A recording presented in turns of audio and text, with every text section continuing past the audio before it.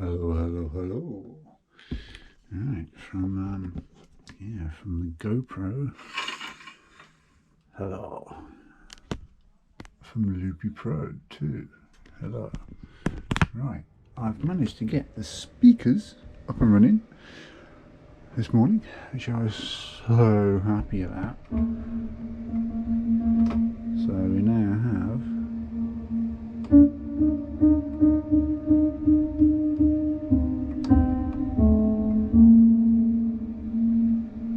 full volume, crystal clear through the speakers. I've got my little speaker down there as well, so I've got the two speakers running now in the stereo, so I can record everything well.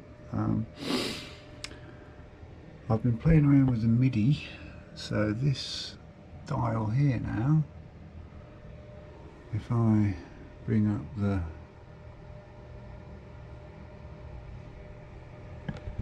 screen's gone off on the thingy, there we are. Right, if I bring up the mixer on the Loopy Pro now, you can see that dial there going up and down. So to do that in Loopy Pro, you click in the top right hand corner, you go to MIDI learn, you click on what you'd like to control, and then when you've clicked that, a screen comes up with adjusting parameters,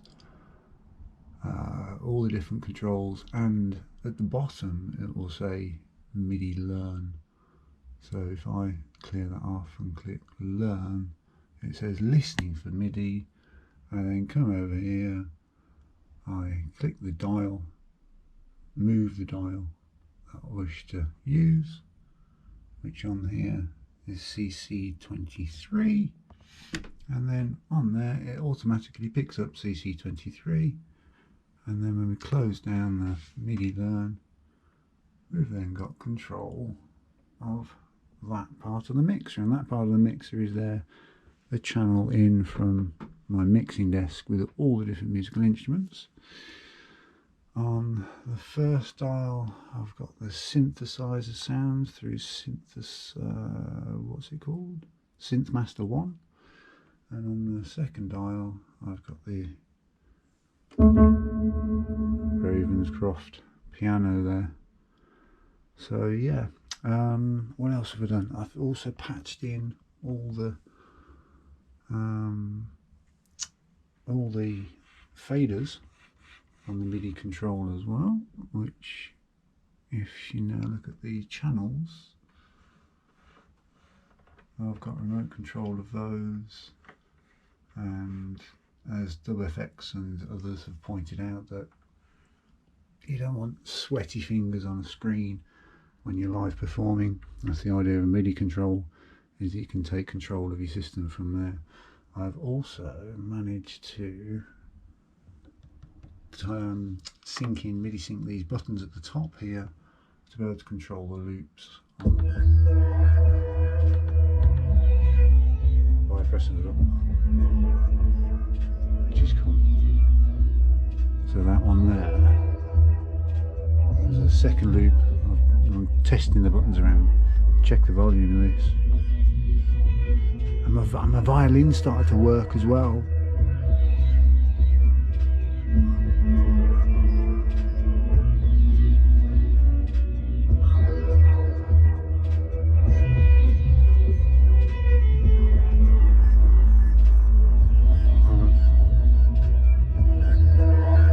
Shakes the walls, man. Shakes the walls.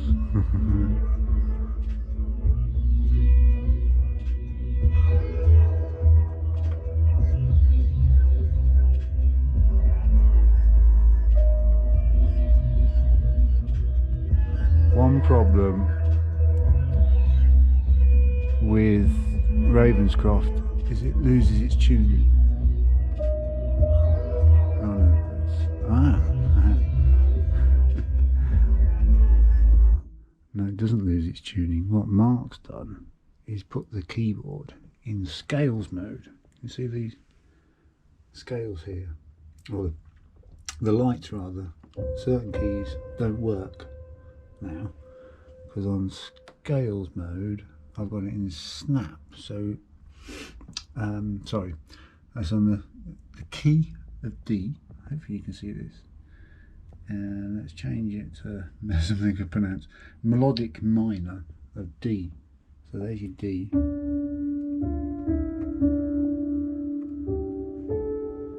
So everything that's now lit up on the keyboard and I hit is within the key. Now if it's on snap, even if I hit the wrong key, it'll snap it onto the correct key. I can have it on filter, so the wrong keys don't sound, and you can also have it on display only, so if you press the wrong note it will still play, but it's telling you by the lights which notes to play. So for learning your scales, this is freaking amazing. So you know, I'll be able to set the key, change mid-song as well to different keys depending on the part of the song, make up chords from within the, you know, the root key, and then play melody within that key and then join in with other instruments. So I'm blown away with it, really am. What else have I discovered in the last couple of days on this absolute beauty? Oh yeah, effects as well. So the reverb there, if I go back to sequence, right, if I go to peak, there's another bank of buttons here. These buttons, by the way, there's 8 banks of these buttons to be able to program, so there's like 140 or God knows how many controls, and you can press them in different ways to assign them as well, so on Loopy Pro. And you've got all these different settings up here on these banks as well, and on here you've got one set side especially for reverb, so I've MIDI sync that in with the reverb on here. Why is that not working at the moment?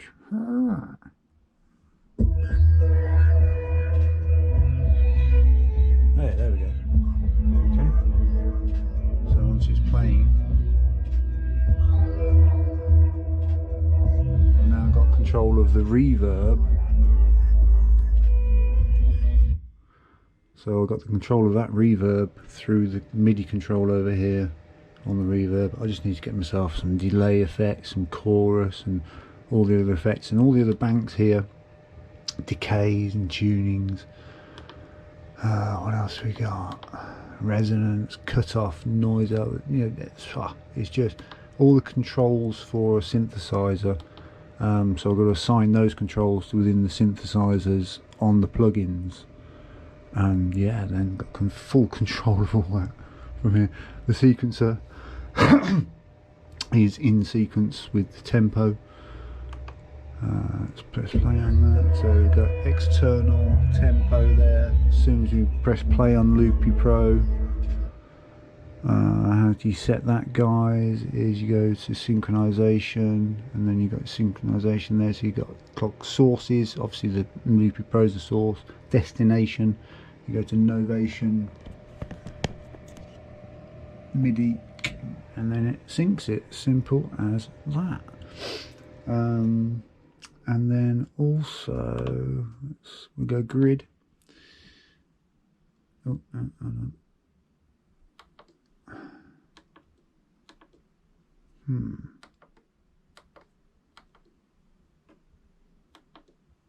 Right. Grid. There we go. So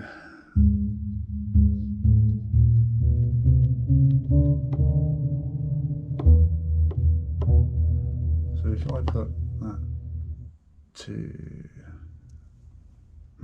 okay, what I'm aiming for is to be able to use this as a drum pad. So if I bring up the sound of the synthesizer, if I now browse here and put drums on, let's have a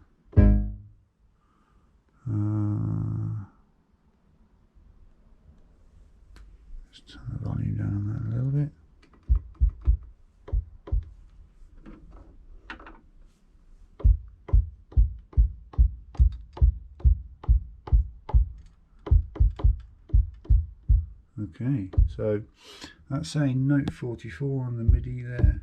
So I'm assuming what I'll be able to do is assign these pads to notes within there, so I've then got finger drumming. Obviously it's only one note at the moment, I'll have to work out how to do that. But that's the other next thing I've got to do is yeah, program my finger drumming there, and then I can take around a drum kit with me on the pads there wherever I go.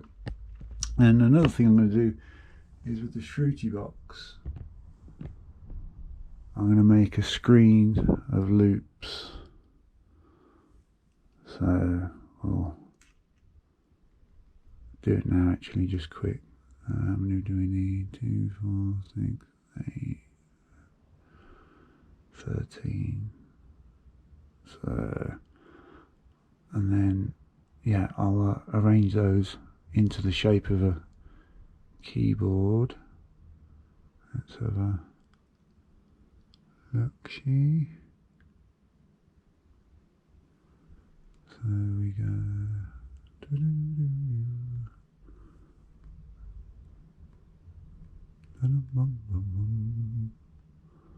Hopefully you can see this.